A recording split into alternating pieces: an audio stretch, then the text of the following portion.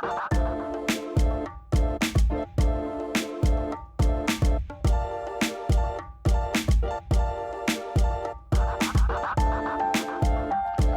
and welcome to Needle Stack.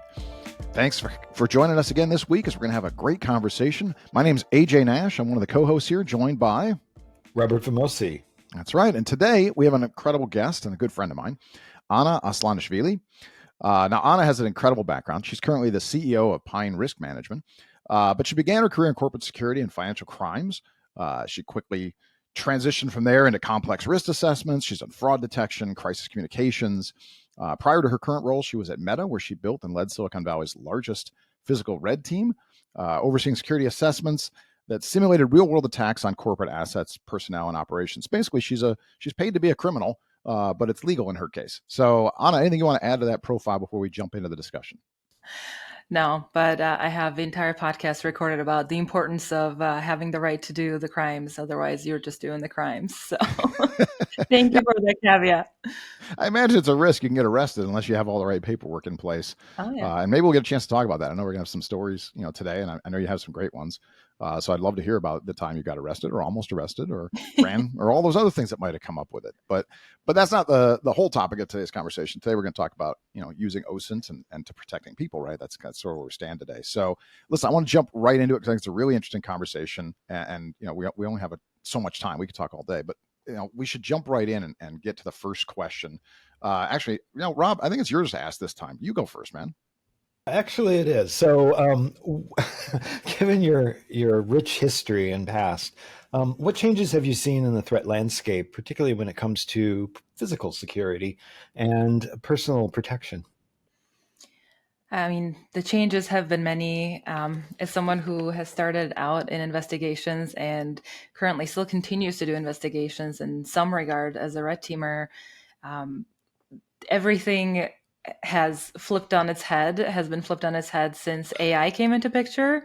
And especially since we've seen AI get stronger and stronger, we're seeing a lot of tools being developed out of that to really expand the toolkit for the bad guys and any adversaries out there. But I think as far as the industry goes, the biggest change that I've seen, at least as a business owner, as a consultant, is not just that we are now using intelligence tools to target people, but we're also, on the flip side of that, are using investigative tools to protect people. For much of history, right, red teaming specifically has been used to improve systems, understand how controls work currently in the current environment, in our ideal state, getting a real read on how certain things perform when under attack. And we've protected assets, we've protected infrastructure, we've protected things that companies and people care about. And increasingly, we are there to protect the people because there's been a huge uptick in targeting of the people as part of just kind of the greater mission of harming organizations. So was there a turning point at some point where it went from being a network attack and all the cyber stuff and became more physical? I think we have the lucky scenario of everything still tracks, so we have the network targeting that's getting more and more sophisticated.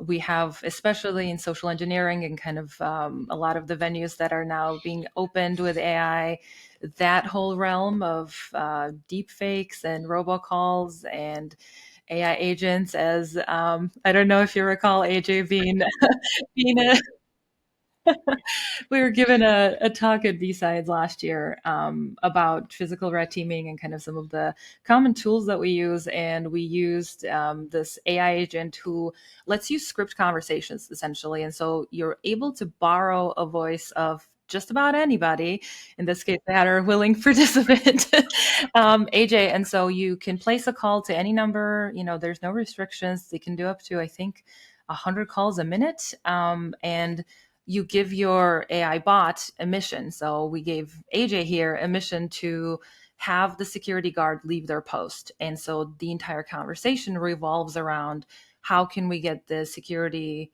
officer to abandon the post they're supposed to stay at because AJ is locked in the hallway, or he has his kid in the car, fictional kid. But it just gives you so much more breadth in terms of what threat actors are available to you as an adversary, because it's quite realistic, and it, for an untrained ear or for someone who has never been taught to be aware of this kind of venue of targeting to begin with, it can really create a lot of risk for the company. So we're seeing a huge uptick in AI methods. And of course, physical, I don't think anyone's ever retired physical. In fact, we're seeing so much of the targeting now happening, like I said, about specifically towards people, but also towards data centers, right? All the network, all that information, all that AI processing power has to be stored somewhere. And then the more centralized it is, the easier it is to target. Well, and it's interesting. So that demonstration was at B-Sides Twin Cities, and Anna had my permission, by the way, for anybody wondering. I sat in the back of the room as it was going on. So she and her partner Sean, actually, they co-presented for this, and they asked my permission, told me they wanted to use my voice, didn't tell me what the demo was going to be. And I was like, all right, it's fine, go for it. And I'm one of the organizers for B-Sides up here. And so I sat in the back of the room, and as it was going on, it was very interesting. Again, it was me, the fake me, trapped in some stairwell somewhere, trying to get somebody to leave their post to come help me out of the stairwell, right? And it went on for a while. And I finally just told people, like, I piped up in the back of the room and said, hey, I'm over here in case somebody's wondering. And this is happening live. This wasn't recorded.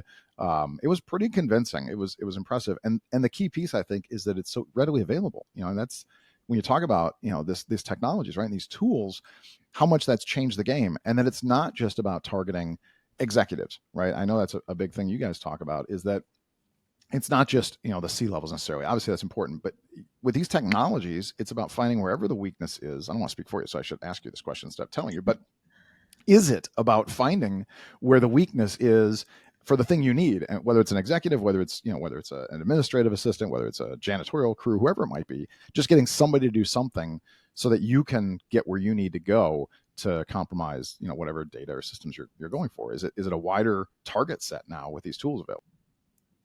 I mean, I think the starting question that we always begin with, at least, is what is the purpose, right? Are we trying to find as many vulnerabilities as possible? Are we just trying to gain entry, or are we actually actively collecting, procedural or kind of standard operating procedures, information about something? So is it pretexting? Is it probing?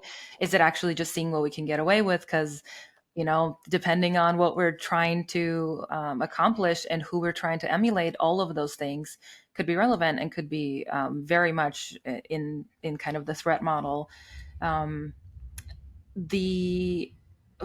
me personally, I think it's always been more fun and in some cases feel like lower stakes to target some of those initial layers of security, right? So you mentioned facilities. A lot of the times facilities will have master access to entire building. And so impersonating, buying a dark navy uniform and showing up at night shift and be like, I'm the new janitor, can be, with enough research, I'm going to caveat everything, with enough research, it can be as successful as, deep faking a CEO's face and be like, transfer this money to the Bermuda, or, whatever, like whatever obscure island you want to reference. But it really going to depend on what you're trying to accomplish, because the tools certainly are many and they're multiplying. And I think the really important thing to remember is that, specifically as it applies to AI, we're seeing it in its like worst form right now. And so these things are going to only get more sophisticated, only going to become more targetable. And when we're talking about kind of the opportunity to leverage these tools, they're not expensive for anybody, let alone for a sophisticated threat actor who's trying to target this as part of a bigger play, right? And so as someone who has made a career of replicating adversaries, we're always going to take the shortest route in. So if my goal is to get in, I'm going to take the first opportunity I can to get in.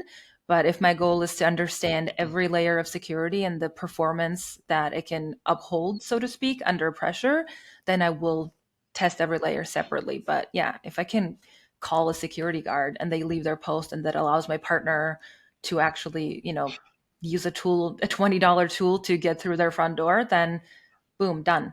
So it really depends on the threat model. I know I've chewed your ear off talking about threat modeling before. We don't need to do that here, but that's what we root our operations in, right? Because we're not just doing OSINT and we're not just doing research, we're doing it from an adversarial perspective.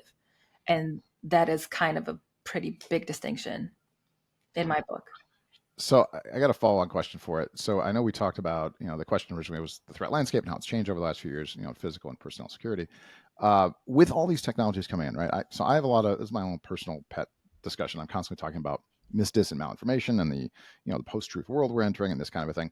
But with all these technologies coming in, are you finding that people are more or less skeptical as a result when they learn about these? Like, are people more challenging because they know there's so many great fake technologies out there? Or are people less challenged? Are they just overwhelmed by the fact that who knows what's real, who isn't, and they just kind of given up? Have you seen something like this? For my experience, which is the only thing I can speak from, I think the overwhelming sentiment is that people are more aware and more paranoid about what could be real and what could not be real. However, when it comes to practice, we've not seen an unusual amount of hurdles when it comes to targeting specific or using specific tactics, or even technology that's kind of emerging or well established. Honestly, a good old phone call, will probably get you just about as far as any current day sophisticated AI tool. But I think their awareness is changing.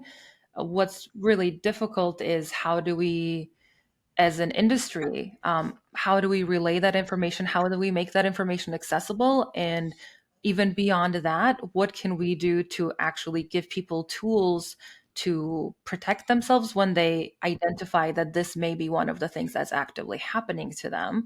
Because sure, like if you think a robocall is what's going on right now, you'll just hang up. But is there a way to report these things? Do you even have a box to check that says I was targeted by AI? Like most companies will not have that in their incident reporting at this time. So as with anything with AI, we're developing the language, the tools, and the models for both protection and targeting at the same time. Are those part of your recommendations then, to talk about processes that should be improved and tools that might be available? When you finish going through one of these projects, I assume there's an after action report.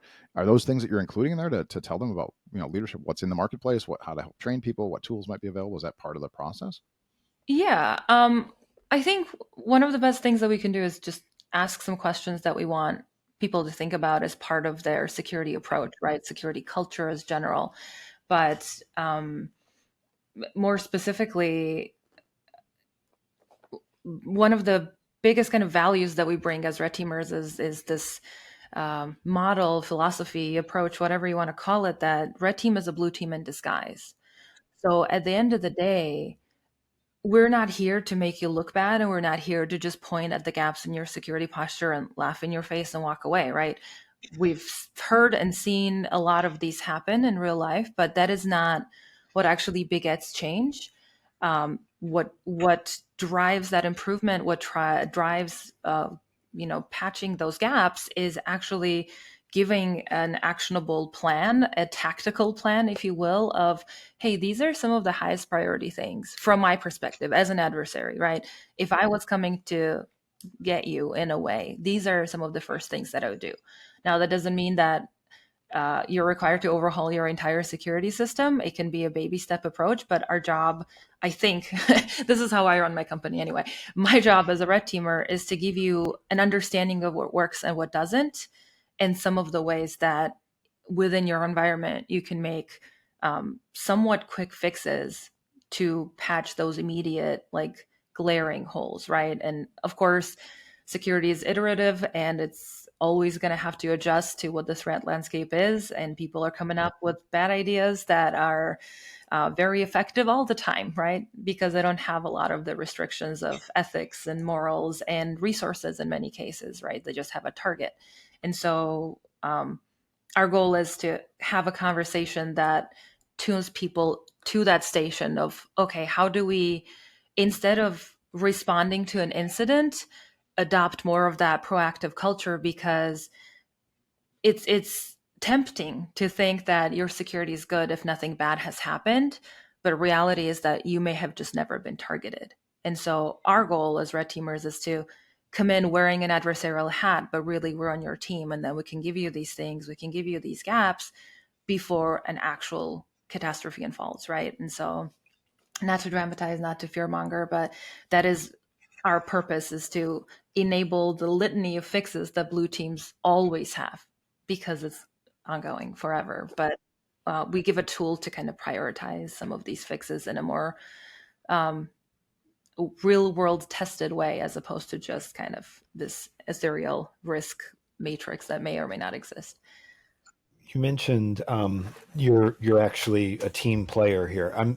ROI is hard to prove in security. So are you basically demonstrating where, in the absence of being attacked, that a company could be attacked and these systems did work? You are protected. Is that a possible use of your services? Sure. So there's multiple ways to approach that, right? A mature risk framework could be one of those things, but that's not necessarily available to everybody. And so I want to leave it out there for bigger organizations that may be tuning in for this conversation. But as far as putting a price tag on something, you're right. Like, absence of something is really difficult to prove as a success.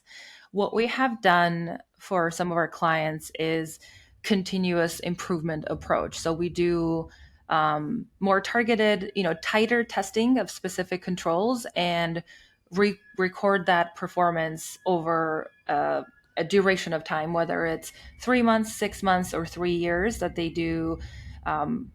That they employ our services to do this targeting testing. It gives them a chance to look back. Okay, the first time it happened, this person just, I'll just give you a real example, right? I showed up as an employee that had yet to start their job.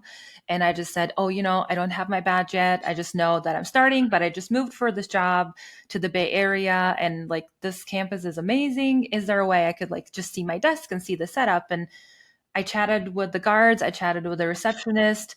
My job is social engineering, right? I try to use applied psychology to manipulate people to do things they're not supposed to do that help me. But I always come in so friendly. My goal is to enable you to do your job. It's not to get you in trouble. It's not to make it more difficult for you. But I'm just so eager. I'm so excited to start this job. This is a wonderful company. I'm so excited. And this excitement can be palpable. And so in this case, they walked me in and escorted me without a badge, without verifying my ID, because typically we don't fake IDs for assessments, because it kind of goes one step beyond what we want to do. But they didn't ask for any of that information. And I walked in and I got the tour of the entire building, not just my desk, my imagined desk, because I was a made up person, but they gave me a tour of the entire building, which gave me an opportunity to see names on the corner offices. It gave me, the wing of the building to target if I was trying to be a more extremist threat and kind of do something far more damaging than just plant a device. It gave me first person view of all their CCTV placement and the access controls that we're using. And more importantly than that, it told me that these guards are completely prone to being manipulated, because the company culture is friendly security and not effective security. And that's a really, really tough line to walk. I'm not here to make it sound like it's such an easy job, but there are ways that you can kind of rely on procedure and rely on real world situations where you can walk that line in a friendly way. Like, I've also been, I'm not here to just talk about, haha, I got you. I've had instances where I was testing a bank and I could not get in for 3 days.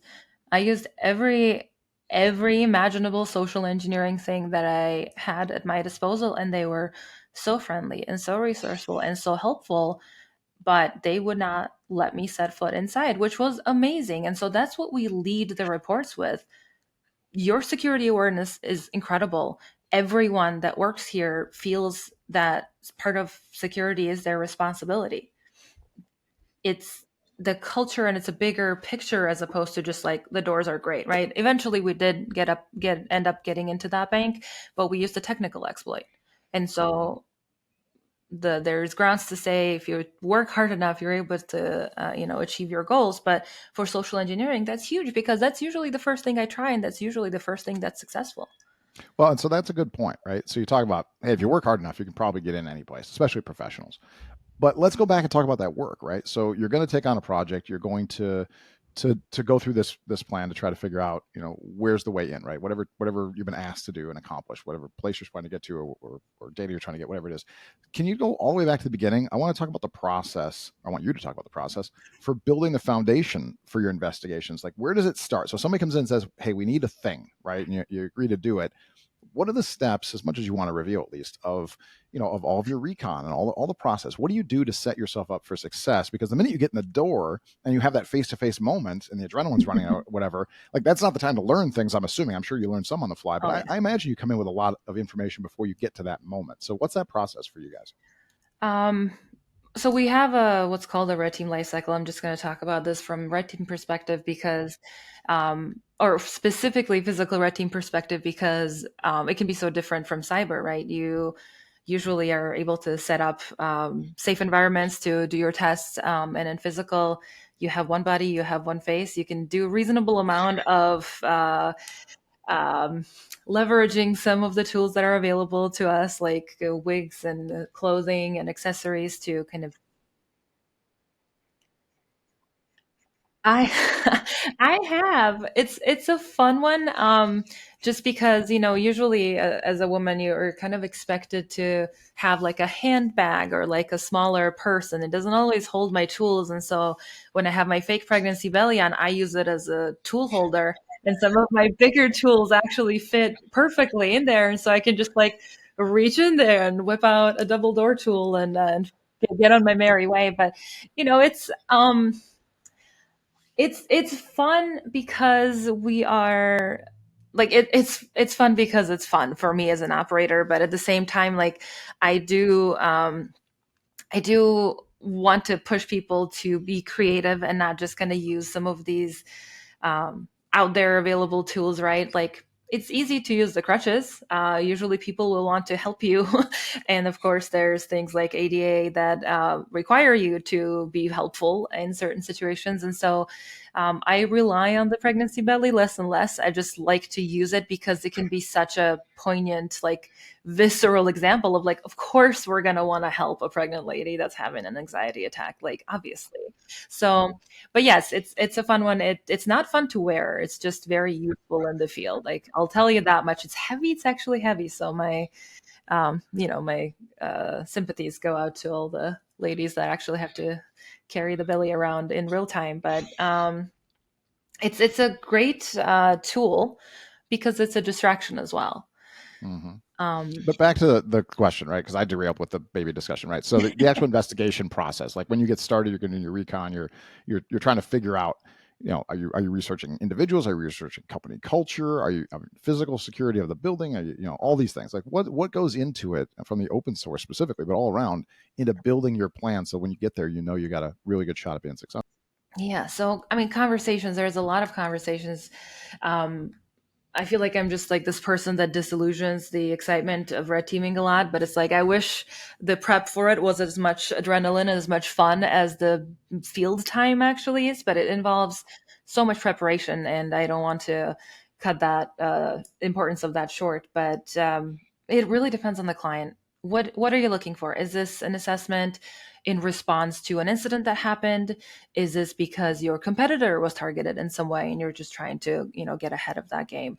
Is it because you're genuinely proactive and are trying to figure out who's out there and doing what? Or, is there a specific thing that you are developing that will be something that people want to target? And so we kind of approach it from three different frameworks. There is an asset-driven red team, there's a vulnerability-driven red team, and a threat focus. So for all of them, we use threat modeling and understanding, okay, who's targeting the company, how might they do it, and are we able to replicate that in a realistic way, because it's critical.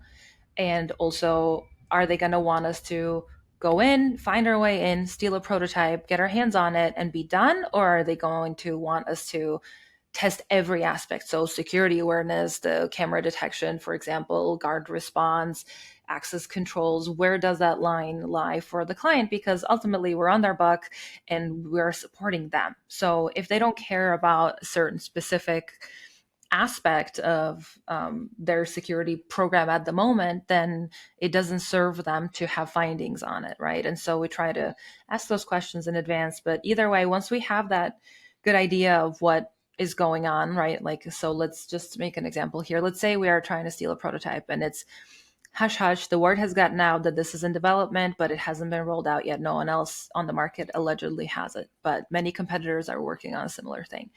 So we're going to probably go at it from both the perspective of insider threat or, kind of espionage type situation where a competitor may place an insider into the company to understand what they're able to get their hands on, what information they're able to glean. Are they able to get, sketches or some of the kind of manufacturing details about a prototype? And then from the kind of more, let's just go and see if we can steal this thing perspective. And so we would do both. And it can be as real or as proof of concept as the client wants. And so in some cases, we could, place proof of concept recording devices in conference rooms, in labs, and specific areas that would require us to find access to the building or the, in whatever factory, whatever the space setup is, into their infrastructure, place a device, and then have to go back and retrieve the device to clear our tracks, or in some cases retrieve the device to get the data and the footage of what it recorded, right? Or we might have kind of like this capture the flag assessment where they're like, there is a safe somewhere on the premises and it is your job to find it and it is your job to remove it from the premises. And so we have situations where we've been successful both, and then we've had situations where they have exceptional programs that are designed to kind of intercept the very specific tactics that we used. And I think of both outcomes as a success for the client, because my failure as a red teamer is actually still a success for a client. That means the standards, the controls, and the culture that they've instilled in a place is effective in protecting what they care about the most. Do they feel the same way about that? Like, are they happy when you succeed, or happy when you fail? Do they go, well, we wasted our money, our security is great? Or are they happy that means, hey, you validated, we're good? And if you succeed, how do they react, I guess is the question. Is it better to succeed or fail in this job?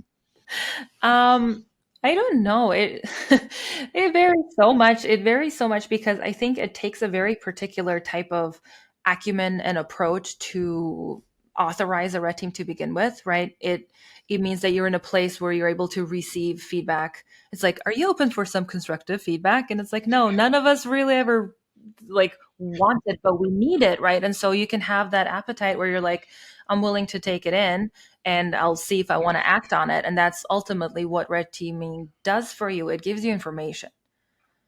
Now, a lot of times you'll want to act on that information, but no one's going to force you to do it. And I think that's what it comes down to. So your attitude for improvement and your attitude for proactive security, that stance and that posture for risk is what's going to set you apart and going to dictate whether or not you're, yay, you broke in, or you're like, oh, we knew we had problems. That's why you're here. We just didn't know the extent of them, right? And so I think as a red teamer too, it can be, first of all, humbling when you fail, because I think in certain aspects, at least, we're kind of reliant on a certain rate of success. If we kind of map out our operations, we're looking at about 75% success rate as far as being able to defeat controls both in people, technology, and people, technology, and process framework, I guess. But that's nothing to toy around, because it has not happened where we've not been able to set foot in the building. Like even in the one where social engineering was a complete bust, we're able to use technology to advance, right? And so we have a lot of tools at our disposal. It's going to really depend on what works for that environment. But those, I think those are such invaluable findings, because then you know where to continue investing, right? If my people are my strength, which so often they're either your strongest point or your weakest point, right? Then you know, okay, I'm going to keep doing what I'm doing here, but I'm actually going to allocate a little more money to technology because this is where we're lacking at the moment, or where we didn't roll out the latest updates and now that made us vulnerable.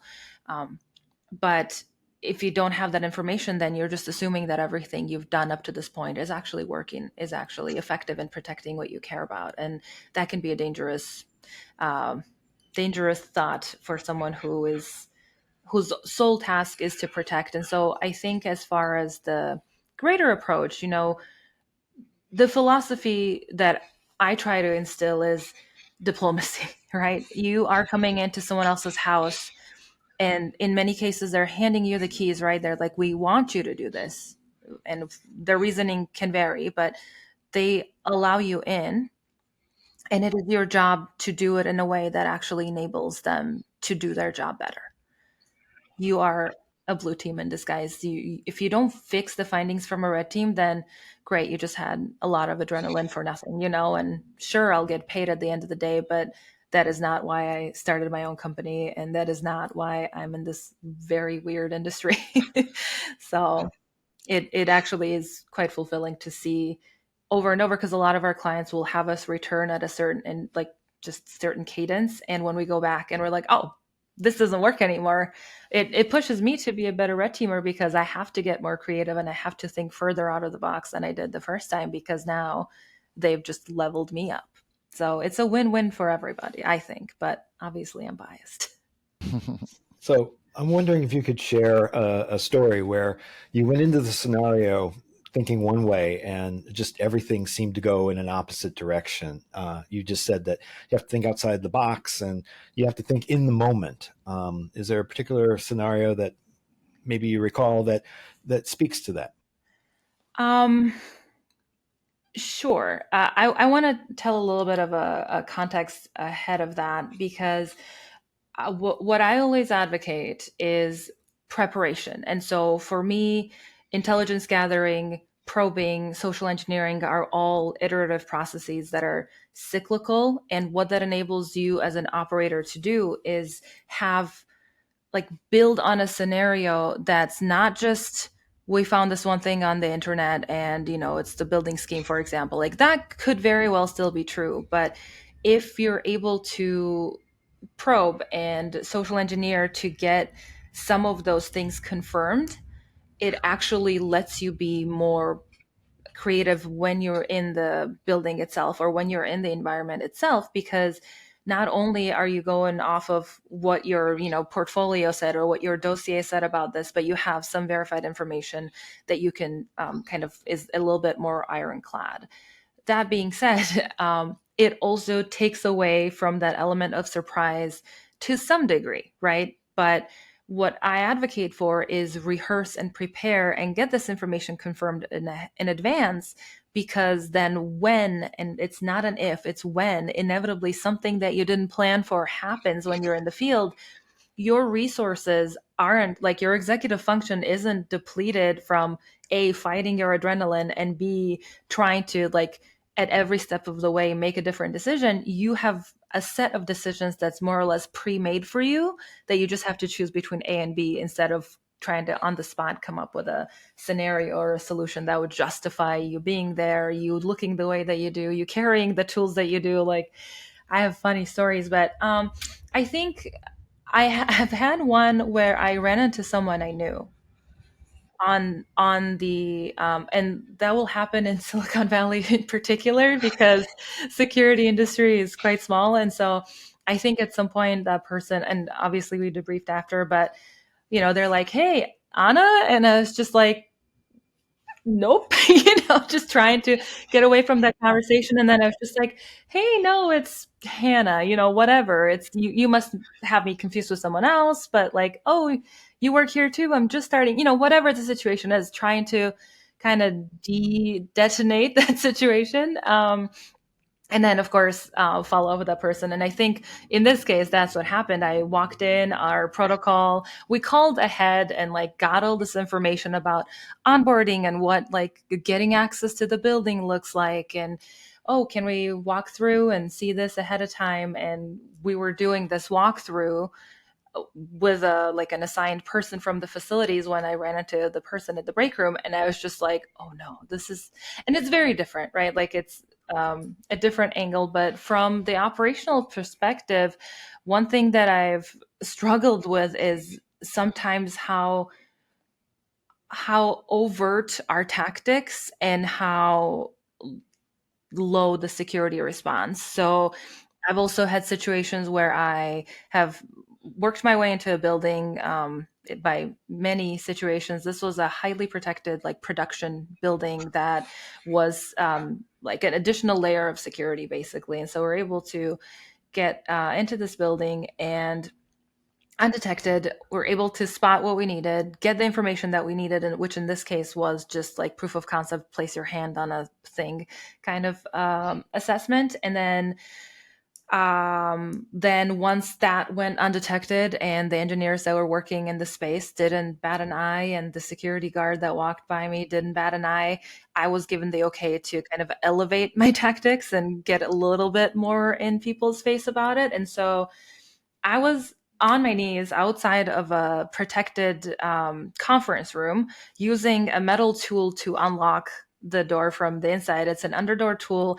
How it works is it has a string on the back, and so you slide the metal piece under the door and hook the string on the door handle and pull it, and that tricks the system into thinking that someone is egressing the room as opposed to breaking into it. And so I'm trying to use this tool. I didn't have a lot of wiggle room and it wasn't going great. And a group of employees starts walking by and they're like, oh my gosh, what are you doing? That looks suspicious. And I was like, doesn't it though? Like, doesn't it? And they just laughed. And they just laughed and walked by me. And at no point was this reported. So those types of surprises, those types of like, are you serious? This just happened? Still happened. But I have another one that was a city assessment. And we had to assess like 17 buildings, I think, or 18 buildings. And part of it was trying to understand how to gain access to the building because the parking ramp that was adjacent to the building was also protected. And so it's broad daylight. And obviously, we're doing all of this with a letter of authorization and everything else. I do want to preface we're not just winging it and doing crazy things out in the Because wild. police sometimes do get involved. Well, funny you mentioned that because it's a 3-story ramp and I'm on the ground floor of it and I'm using a particular type of tool to turn the handle from the inside. So again, to trick the door to thinking I don't need a badge because I'm exiting the building. And someone from 3rd floor yells down at me. It's like, what are you doing? And I look up and it's like, it's a long sleeve uniform. And I'm just like, okay, Anna, you did it now, like you've really done it now. And I was just like, oh, he said, yeah, what are you doing down there? And I just sort of was like, hi, because like, what else do you do? And I'm like trying to retrieve my tool because he's starting to walk down. And so I removed my tool and he's like, are you breaking into my building? And I was like, I really wish I could. I really wish I could. I was like, we were just testing it actually.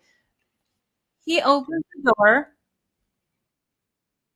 He didn't let me in. At this point, we just followed, like, we just kind of walked along where he was going, and I just chatted with him a little bit, and he walked away. But like, I for sure thought I was burnt, right? Because like, how could I not be burnt? Because first of all, very audacious what I was doing, but secondly, very audacious that he didn't think it was a threat because same night I did break into that. So the fact that he failed to report this as a possible thing meant you came right back and accomplished your mission.